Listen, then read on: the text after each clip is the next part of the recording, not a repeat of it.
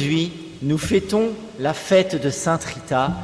Nous sommes le 22 mai, mais c'est aussi le dernier jour de la neuvaine. Cela fait 9 jours que l'on se prépare pour la fête. 9 jours, ça vient de Jésus.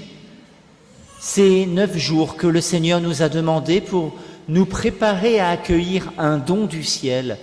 C'est le temps qu'il y a entre l'Ascension et la Pentecôte. Jésus a demandé aux apôtres d'attendre l'Esprit Saint dans la prière, et c'est ce que nous avons fait pour attendre et préparer la fête de Sainte Rita. Nous avons prié et nous avons fait cette neuvaine pendant 9 jours. Alors, durant cette neuvaine, nous avons médité sur le thème des fruits de l'Esprit Saint. Saint Paul nous dit qu'il y en a 9, la tradition chrétienne en avait rajouté 3 de plus, alors j'ai repris ceux de Saint Paul parce que ça tombe bien. Saint Paul en a 9 et les 9 jours de la neuvaine, ça fait 9. Aujourd'hui, nous finissons par le fruit de l'Esprit Saint de la fidélité. Alors, je vous refais le tour. Le premier jour, nous avons parlé de l'amour. Et à chaque fois, je ramène mon sac à homélie avec un signe pour parler du fruit de l'Esprit Saint. Le premier jour, j'ai ramené une roue dans mon sac. Pourquoi ? Parce que chacun d'entre nous, on forme cette roue. Et certains, par le caractère ou par la proximité, on est tout proche. Mais parfois, on est aussi très éloigné de quelqu'un qui nous est un peu étranger. Mais la force de la roue, c'est que le centre, c'est Dieu. Et plus on se rapproche du centre, plus vous voyez que les rayons se rapprochent aussi les uns des autres. Et même celui qui nous était opposé devient tout proche de nous, plus on se rapproche de Dieu. Oui, dans l'amour. L'amour du prochain et l'amour de Dieu sont liés. Plus on se rapproche du centre, plus on se rapproche les uns des autres. Et plus on se rapproche de l'amour des autres, plus on se rapproche de Dieu, parce que Dieu est la source de tout amour. Le deuxième jour, nous avons médité sur la bienveillance. Alors j'ai ramené un panier en osier avec du sable dedans, que j'ai mis dans mon dos, et le sable coulait dans mon dos. Vous imaginez ici, il a fallu faire les ménages, mais c'est parce que Abba Moïse, un père du désert, disait « Mes péchés sont derrière moi, je ne les vois pas, et ils coulent à flot. Et je serai là pour juger ce frère qui est là devant moi. » Nos péchés, on ne les voit pas. On a l'impression qu'on est idéaux. Mais par contre, les péchés des autres, on les voit. Et la bienveillance, c'est d'avoir la même relation que l'on a avec nous-mêmes, la même bienveillance que l'on a avec les autres. Avoir cette même bienveillance. Le troisième jour, pour parler de la paix, j'ai ramené une casserole. Alors pas pour taper dessus, parce que ça c'est l'inverse de la paix, c'est plutôt la polémique, mais c'était parce que le pouvoir de la casserole, elle est de transformer les légumes, des légumes qui peuvent être indigestes. Mangez des pommes de terre crues, vous allez voir. Des légumes qui peuvent être indigestes ou amers, qui vont devenir bons et doux et nous donner la paix. Le 4e jour, c'était la douceur, j'ai ramené du miel. Le 5e jour, c'était la patience, on a ramené un épi de blé. Il faut le temps pour que la croissance se fasse. Le 6e jour, c'était la joie, alors j'ai ramené un œuf. Pourquoi ? Parce que l'œuf, c'est le signe du tombeau. Personne ne voit ce qui s'est passé dans le tombeau quand Jésus était dedans. La pierre était roulée, a priori, tout dedans était mort. Quand vous voyez un œuf, vous ne pouvez pas voir la différence avec un caillou. Tout dedans est mort. Pourtant, la vie peut jaillir. Et c'est ce qui se passe avec Jésus. Il est ressuscité et il nous a ouvert les portes du paradis. Et il n'y a pas de plus grande joie qui peut nous être donnée et qui est donnée au genre humain. Alors le 7e jour, c'était la bonté. J'ai ramené du pain, du bon pain, source de bénédiction de Dieu qui nous nourrit le corps et l'âme aujourd'hui. Et le 8e jour, hier, c'était la maîtrise de soi. J'ai ramené un GPS, parce que quand on conduit et qu'on se trompe, il y a toujours quelqu'un qui nous dit « Apprends ta droite et ta gauche » ou alors, cette fois-ci, si on arrive en retard pour la messe à 19h, ce ne sera pas ma faute. Mais le GPS, il reste calme. Faites demi-tour dès que possible. La maîtrise de soi, il l'a. Mais nous, GPS, ça veut dire guidé par le Seigneur. On est là pour se laisser guider par lui, et c'est par la prière, apprendre à écouter sa voix. Alors aujourd'hui, je vous ai ramené, comme tous les jours, mon sac à homélie. Il est Normalement plus important, alors j'ai triché, je vous ai déjà ramené un élément ou l'autre, mais le sac arrive.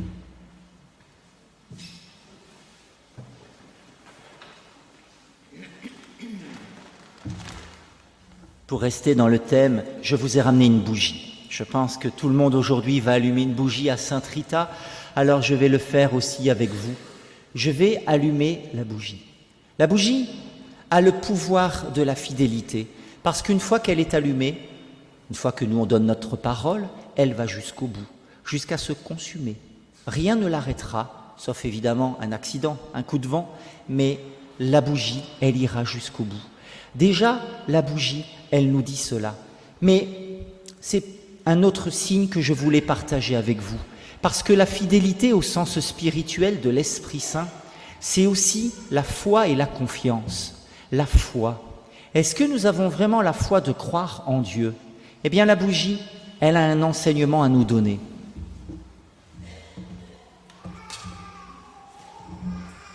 Si je vous parlais de l'ombre de la bougie, vous allez dire, normalement, l'ombre devrait venir de ce que l'on voit. On voit la bougie, la mèche et la flamme.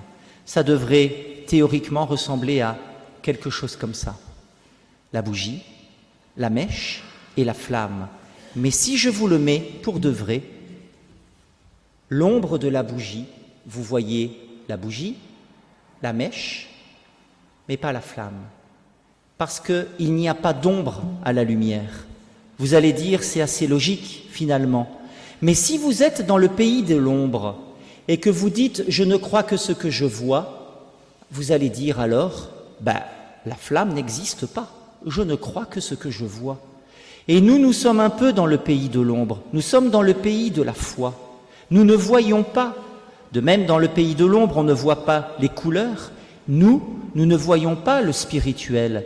Nous sommes dans la foi, nous ne voyons pas les anges, nous ne voyons pas Dieu. Personne n'a vu Dieu. Alors, parfois Marie s'est laissée reconnaître, elle avait une mission venant de Dieu. Mais si nous disions « je ne crois que ce que je vois », alors ça veut dire, nous dirions une belle bêtise, parce qu'on veut dire que pour nous, Dieu n'existerait pas. Et c'est une bêtise, parce qu'il y a moyen, même dans le pays de l'ombre, de savoir si la flamme, elle existe. Il suffit de mettre sa main dessus. Et là, pour le coup, je peux ressentir la chaleur, je peux ressentir les effets de la flamme. De la même manière, dans le pays de la foi qui est le nôtre, on peut savoir si Dieu existe. Il suffit de prier. Et là, on peut ressentir les effets de l'Esprit Saint. Le but de la vie chrétienne n'est pas d'aller pointer à la messe comme si de rien n'était, mais c'est de rencontrer Dieu, de rencontrer sa présence. Oui, par la prière, je peux rencontrer Dieu. Et Jésus le dit, celui qui ouvre son cœur, le Père et moi, nous viendrons chez lui, et chez lui, nous ferons notre demeure. La flamme, la bougie et la mèche nous enseignent que d'abord, un des dons, un des éléments fondateurs de la fidélité, c'est la fidélité à la foi, qui est notre vocation sur terre. Dieu nous a laissés libres, mais libres aussi de le rencontrer et de le chercher. Ne pas vouloir le rencontrer, c'est rater ce qui est la vocation profonde de l'homme, de rechercher la vérité et de rechercher son amour. Alors, première chose, c'est la première étape de pouvoir rechercher Dieu, que Dieu existe et d'avoir cette foi en lui. Beaucoup ici viennent à Sainte Rita parce qu'ils ont pu faire l'expérience par l'intercession de Sainte Rita d'avoir été exaucés. Certains viennent pour rechercher aussi des grâces parce que vous en avez besoin ou simplement parce que vous ressentez ici un lieu de grâce. Mais dans tous les cas, c'est le premier enseignement de la bougie. La deuxième chose que j'aimerais vous interpeller, c'est que il y a bien sûr la fidélité à travers la foi, mais ce don, ce fruit de l'Esprit Saint est aussi lié à la fidélité, fidélité en elle-même. Nous avons une vie spirituelle. Est-ce que nous sommes fidèles toujours à la messe? Est-ce que nous sommes toujours fidèles à prendre notre temps de prière? Il y a un saint, André du Canada, il parlait de ses exercices. Est-ce que je pars le soir me coucher en ayant fait mes exercices spirituels, ou alors à avoir fait mes devoirs pour certains enfants, ou simplement à avoir dit mon je t'aime à Jésus? Est-ce que l'on va régulièrement à la messe, ou est-ce que parfois on l'oublie? Est-ce que peut-être le bon Dieu il s'est trompé? Au lieu de nous donner 24 heures, il aurait dû en donner 25. J'ai tellement de choses à faire, j'ai pas le temps pour le bon Dieu. Est-ce qu'il s'est trompé en faisant la création? Ou est-ce que plutôt nous sommes distraits et que nous ne mettons pas les priorités? Fidélité à nos engagements, fidélité à cet amour qui nous attend, fidélité à l'amour de Dieu qui est là devant nous. C'est la première chose, parce que quand vient l'épreuve, quand vient les soucis, comment est-ce qu'on réagit? Quand vient la maladie, est-ce que personne ne s'est demandé « Qu'est-ce que j'ai fait au bon Dieu ?» Quand vient une épreuve, pourquoi moi? Est-ce que ça n'est jamais arrivé qu'on lâche un tout petit peu ou qu'on commence à douter? La fidélité, c'est la grâce de pouvoir voir au-delà. Le Seigneur est là pour nous bénir, pour nous aider, mais pas pour nous mettre des embûches. Mais quand vient l'épreuve, est-ce qu'on se rend compte des grâces que le bon Dieu nous donne? Je vais vous donner un exemple avec Sainte Rita. Sainte Rita, durant sa vie, on aurait pu croire qu'elle a tout raté. Et parfois, ça peut nous arrêter en chemin, ça peut nous bloquer. Sainte Rita, il faut imaginer qu'elle va demander à être unie à l'amour de Jésus. Je baisse parce que je ne sais pas si vous savez, mais la messe, elle est diffusée en direct sur YouTube. Vous pourrez la voir ce soir. Et notre caméraman me demande de baisser la lumière parce que sinon, on ne se voit plus rien. Sainte Rita va avoir cette union mystique avec Jésus. Elle va demander qu'une épine de sa couronne puisse venir dans son front, qu'elle puisse être en communion de tout cet amour que Jésus a eu. Et elle va avoir cette extase mystique. Mais elle va avoir aussi la douleur de cette épine. Mais le problème, c'est que cette épine, elle va faire une blessure qui va s'ouvrir. Et non seulement ce ne sera pas beau, on n'arrivera plus à la regarder dans les yeux, mais en plus, il y aura une odeur purulente qui va venir, nauséabonde, qui fera qu'elle ne pourra plus rester en communauté, et elle va être claustrée, seule, en chambre, jusqu'à la fin de ses jours. Elle ne verra plus personne. On lui apportera les repas. Oui, il y a parfois, et peut-être l'un ou l'autre parmi nous, on peut avoir l'impression d'avoir été rejeté ou d'avoir tout raté dans la vie. Humainement, à la fin de sa vie, on pourrait dire que Sainte Rita a tout raté, que Sainte Rita est rejetée, que sa vie est un échec. Et parfois, on peut avoir ce sentiment, et même de se demander où est-ce qu'il est, le bon Dieu. Mais la fidélité dans la foi, la fidélité dans la confiance, c'est de garder cette confiance que le Seigneur est là et qu'il nous aime. Et Sainte Rita ne l'a jamais lâchée. Et aujourd'hui, au ciel, elle est parmi les plus grands saints. Oui, aujourd'hui, elle est auprès de Jésus et on peut tout lui demander parce qu'elle peut tout demander à Jésus et elle peut puiser dans toutes ses grâces. Sainte Rita, elle est restée fidèle dans la confiance, dans la foi et dans la fidélité. Et c'est pour ça qu'aujourd'hui, on peut tout lui demander. Mais la question, c'est pour nous, quand vient l'épreuve, comment est-ce qu'on réagit? Est-ce qu'on garde confiance? Et c'est la troisième étape que j'aimerais méditer avec vous. J'aimerais vous en parler avec une sainte, Sainte Gertrude d'Efta. C'est plutôt à travers ce que Jésus lui dit. J'ai toujours mon sac à homélie, il y a plein de bons petits trucs dedans. Jésus se manifeste à Sainte Gertrude et il va lui demander la fidélité et la constance. Et il va lui dire 3 choses. Première chose, quand tu te mets sous le regard de Jésus, la première chose, c'est de reconnaître que l'on est pécheur, que l'on n'est pas parfait. C'est la condition sine qua non. Et Jésus, il dit alors, son regard se pose sur son ami et il vient nous purifier à l'intérieur pour préparer notre âme à recevoir tous les dons qu'il veut donner. Première chose, on n'est pas parfait, mais le Seigneur nous aime et nous purifie. La deuxième chose que Jésus dit, c'est qu'il nous demande de lever les yeux vers lui, de se mettre en mouvement. Parce que si vous restez chez vous à rien faire, si le bon Dieu ne nous intéresse pas, il n'y a rien qui se fera. Si le dimanche matin, ou même le matin, vous attendez le petit pain sur la table, mais que vous n'allez pas le chercher à la boulangerie, il n'y a rien qui se fera. Oui, le bon Dieu est là, il est prêt à nous donner tant de grâce, mais il nous demande de lever les yeux vers lui. Et c'est ce que vous faites aujourd'hui. Vous venez ici à Vandeville, vous vous mettez en route. Levez les yeux et se tourner vers Dieu, c'est la deuxième chose. Et Jésus dit, alors, dans l'âme de la personne, dans notre âme, il vient déposer secrètement tant de fruits, de graines, de dons pour la vie éternelle. Mais ces dons, il faut qu'ils fleurissent.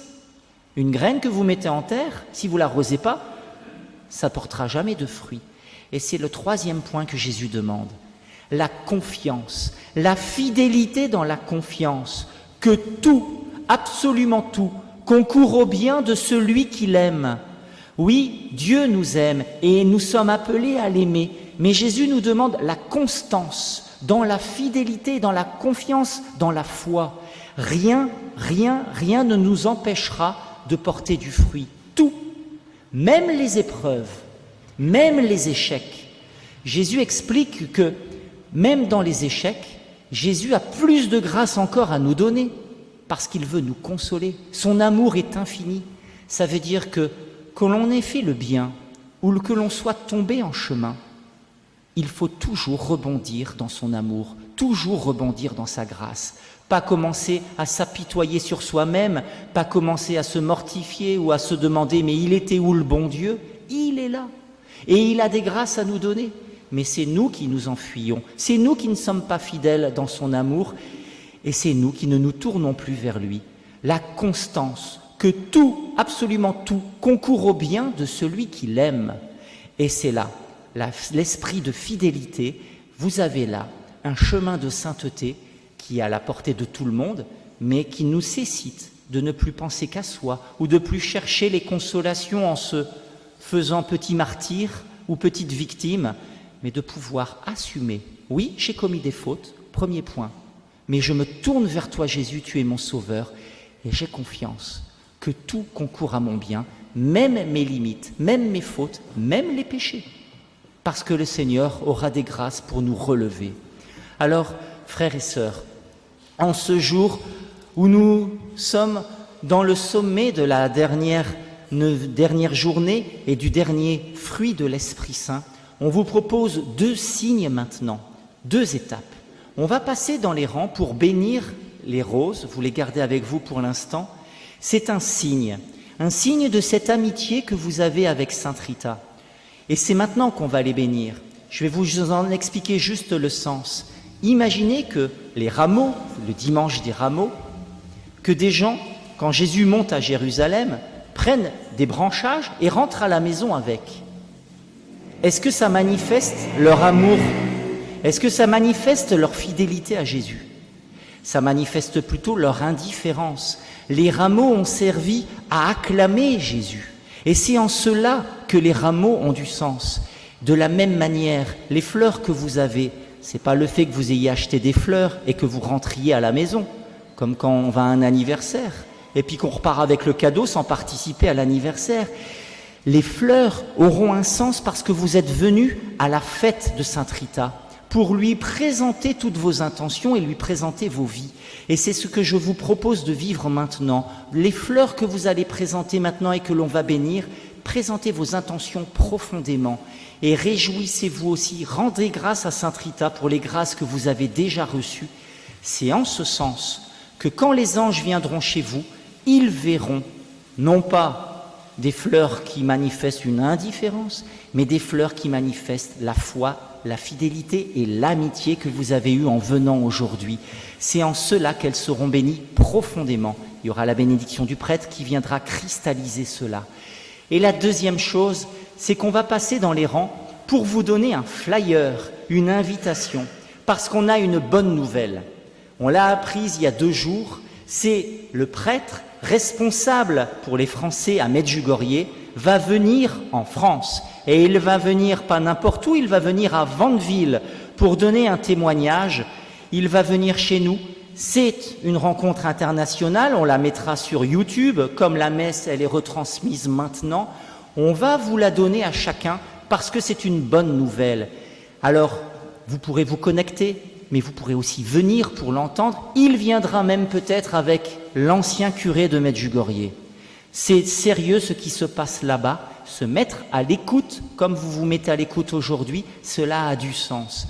Mais on va vous le donner comme une invitation, c'est le 8 juin, ça va aller très vite, ça se fait vraiment dans la providence, mais ce qui se passe, c'est que on va vous le donner comme un signe d'une bonne nouvelle que vous avez vous aussi à annoncer. Et cette bonne nouvelle, c'est que Dieu est bon, Dieu vous aime, et que rien, absolument rien, ne nous empêchera et ne vous empêchera d'aller au paradis, même pas les fautes, même pas les souffrances, même pas les échecs que vous avez dans la vie, à condition bien sûr que nous gardions cette fidélité et cette confiance. C'est le Seigneur qui fait le travail. Nous, il ne nous est pas demandé d'être parfaits, mais de se mettre en route, lever les yeux vers Jésus, reconnaître qu'on est pécheur et avoir cette fidélité dans la confiance. Ces deux signes, on va les vivre maintenant. Vous allez pouvoir vous lever et on va bénir vos fleurs. Je passerai aussi dans la salle paroissiale. On va bénir et vous donner ces flyers comme invitation.